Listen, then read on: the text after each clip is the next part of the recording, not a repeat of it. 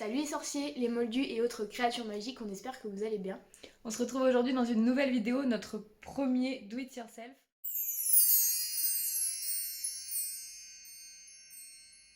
On va vous présenter aujourd'hui nos deux lanternes, donc une à Manon et une à moi. On les a fait sur deux thèmes différents pour vous montrer vraiment deux possibilités. Il y en a plein suivant ce que vous avez chez vous et suivant ce que vous avez envie de faire. Donc n'hésitez pas à reproduire ce Do It Yourself si jamais il vous plaît et surtout à nous l'envoyer sur Instagram, on sera ravis de le partager. Alors comme d'habitude, n'hésitez pas à nous dire si ça vous plaît et surtout à vous abonner. Et aussi si vous voulez de nous rejoindre sur nos comptes Instagram, donc Salvelo Maleficia et Manolo. En tout cas, on espère que ce format vous plaira, c'est un petit peu différent de ce qu'on a fait jusqu'à maintenant, mais on espère que vous serez au rendez-vous comme d'habitude et on vous dit à bientôt dans une prochaine vidéo. Donc pour la réalisation de ces do-it-yourself, vous aurez bien entendu besoin d'une lanterne. Si vous n'en avez pas, pensez à demander à vos parents s'ils n'en ont pas une qui traîne au grenier, sinon vous en avez également pas mal sur les vides-greniers. Vous aurez également besoin de film opaque autocollant et d'une feuille noire autocollante. Si vous n'en avez pas, vous pouvez prendre une feuille de canson noire et venir la coller directement sur votre support. Vous aurez également besoin de journal, d'un marqueur noir, de pinceaux de différentes tailles, d'un outil de découpe de précision. Vous aurez également besoin d'une paire de ciseaux, de colle soit transparente, soit blanche, mais qui devient transparente en séchant. Et également donc des patrons de vos motifs que vous voudrez utiliser pour mettre sur votre support. Pour la lanterne de Manon, on avait la chance d'avoir des vitres amovibles, donc la première chose qu'on a faite, c'est de retirer les vitres pour pouvoir travailler plus facilement.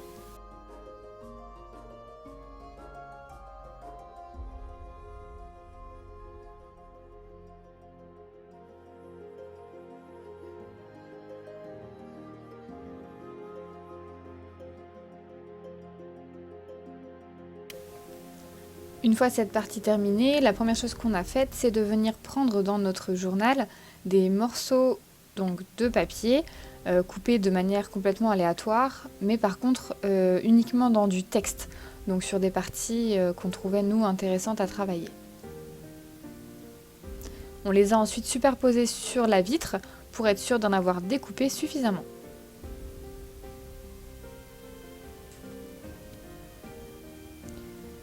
Une fois qu'on avait découpé nos morceaux de papier, on est venu mettre de la colle blanche, donc celle-ci devient transparente en séchant, c'est en fait du vernicole.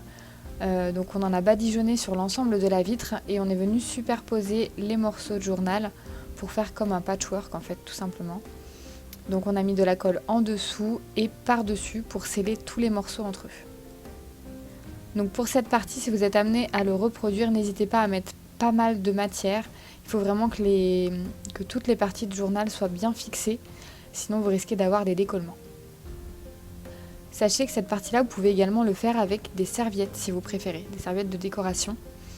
Vous avez simplement à les dédoubler et vous utilisez donc les motifs que vous voulez.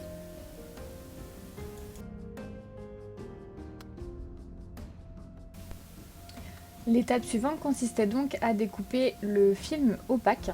Donc pour pas trop s'embêter étant donné qu'on pouvait enlever les vitres, on a juste pris en fait la taille des vitres en superposant par-dessus le papier.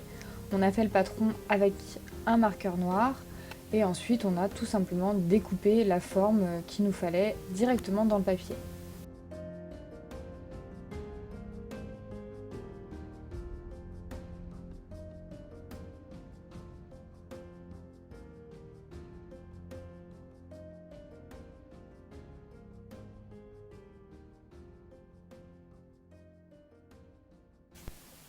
Alors à titre d'information, ce film-là, c'est du film qu'on retrouve en magasin de bricolage, du style Castorama ou Leroy Merlin. C'est normalement pour mettre sur les vitres, par exemple des salles de bain, pour opacifier en fait les vitres. Sachant que vous en avez également du même style dans les magasins de loisirs créatifs. Et si vous ne trouvez pas de film, vous avez des bombes qui font le même effet. Donc là, pour coller ce film-là, il faut simplement humidifier en fait votre support. Il faut que ce soit lisse, par contre, il faut que ce soit de la vitre. Et ensuite, vous venez donc enlever le film protecteur et vous mettez donc votre film opaque directement sur votre vitre. Et c'est comme un film de téléphone. Il faut juste venir enlever les bulles d'air qui peuvent s'être formés en dessous à l'aide d'une carte ou quelque chose comme ça. Donc ça se pose plutôt bien. Vous allez voir, si vous utilisez ce genre de film, au départ vous pouvez avoir l'impression qu'il y a certains décollements, surtout sur les bords. C'est normal en fait, ça va vraiment se coller correctement au séchage.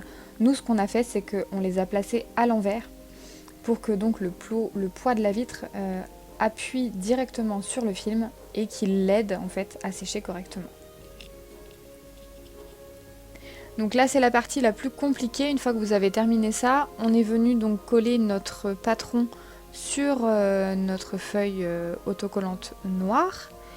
Pour les motifs que Manon voulait mettre sur la lanterne, vous n'avez pas d'autre choix que d'utiliser un outil de découpe.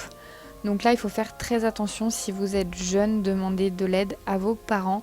C'est un truc qui coupe mais de dingue. Donc vraiment, utilisez-le avec précaution. Si vous utilisez des motifs un peu plus simples, vous prenez simplement une paire de ciseaux et ça fera complètement l'affaire.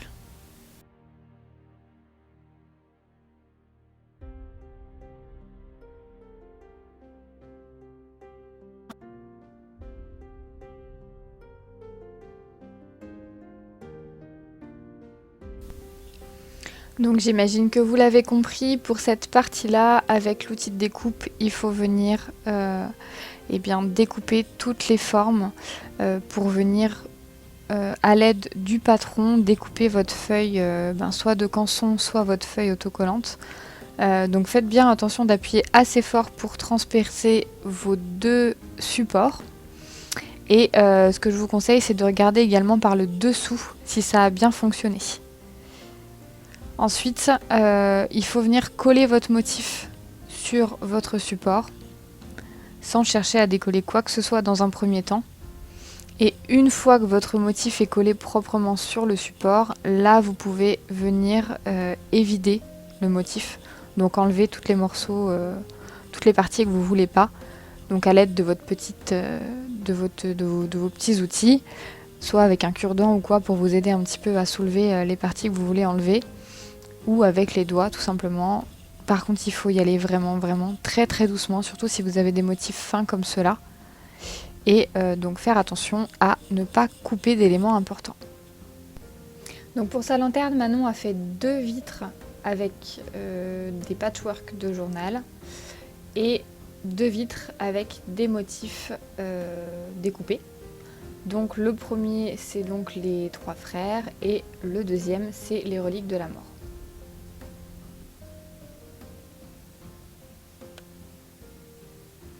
Donc une fois que votre vernicole a bien séché, il faut venir découper l'excédent de journal qui dépasse de votre vitre. Donc là, nous, on a tout simplement mis la vitre à l'envers et on est venu découper avec notre petit outil tout ce qui dépassait. Vous pouvez prendre un cutter également pour cette partie-là, mais par contre, c'est toujours pareil. Si vous êtes jeune, faites attention, demandez à vos parents de vous aider. Ça peut vite dégénérer, donc faites très attention. Si jamais vous êtes comme moi et que vous avez une lanterne dont les vitres ne s'enlèvent pas, vous prenez par exemple une règle et vous venez couper l'excédent gentiment. Donc voilà ce que ça donne pour la lanterne de Manon sur le thème des contes de Biddle le Barde et plus précisément le conte des 3 frères.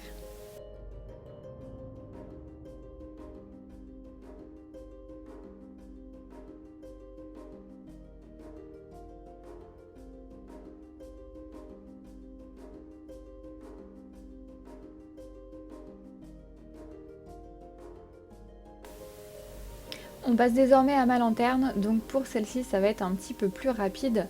Moi les vitres donc ne s'enlèvent pas, par contre elle est beaucoup plus grosse. Donc la première chose que j'ai faite c'est de mettre donc du film opaque sur toutes les vitres de ma lanterne.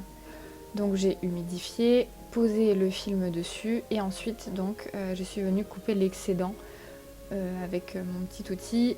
Si besoin, pareil, vous utilisez un cutter et vous y allez tout doucement pour pas couper ni trop court ni trop long. Si jamais vous coupez trop long, il faut savoir que le film va rebiquer et ne va pas coller correctement.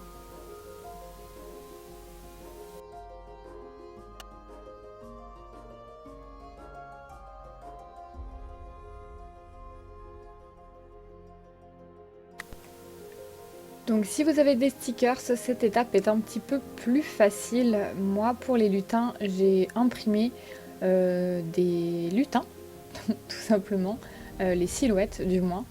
Et donc comme pour Manon juste avant, je les ai mis donc sur du papier autocollant noir et je suis venue découper les formes donc au ciseau pour moi. J'ai pas eu besoin des outils de précision étant donné que il y a un peu moins de détails.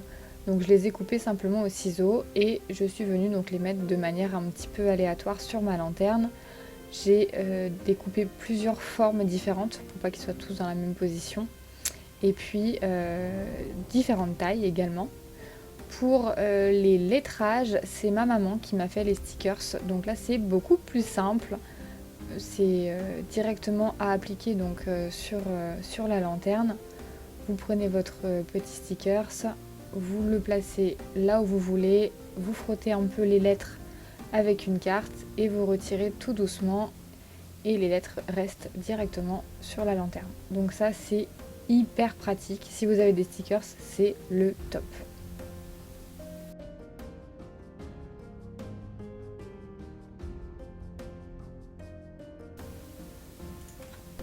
Quand vous avez terminé votre lanterne, vous n'avez plus qu'à choisir le mode d'éclairage que vous préférez. Pour nous, c'est des guirlandes à piles, c'est bien plus sécuritaire que des bougies et au niveau des couleurs, on est servi. Voilà, on espère que ça vous plaira, n'hésitez pas à nous dire ce que vous en avez pensé dans les commentaires et on vous dit à très bientôt.